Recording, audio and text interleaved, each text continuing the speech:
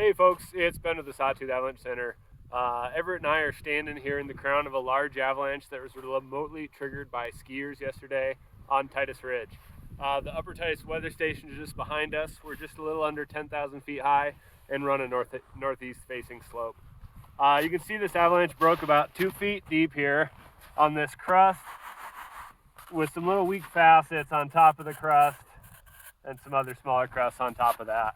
This is actually what we're thinking is an earlier January weak layer.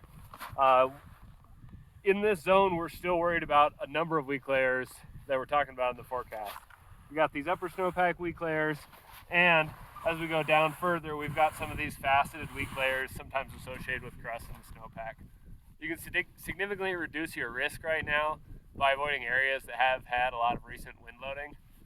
One thing that's important to note is that on top of these more recent weak layers, we've been seeing some avalanche activity, even with pretty small amounts of water in the last few days.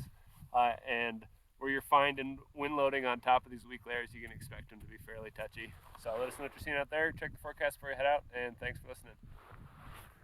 All right, so we're standing here now down in the debris of the avalanche here. It looks like it's 6 to 8 to 10 plus feet deep in places. You can see it knock down this fairly sizable tree behind me here. Big take home from this is, even though this storm that we were supposed to have this weekend kind of underproduced, we have been stacking up more and more snow on top of these weak layers that we've got in our snowpack.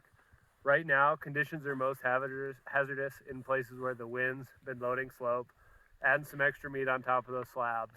And then you introduce a trigger like a skier, like we did here, and you can make pretty sizable avalanches. So being aware that conditions are changing, and they're changing by the day. We're getting into the springtime weather where things happen quickly. We get these little storms, lots of wind, the sun comes out, lots of stuff going on.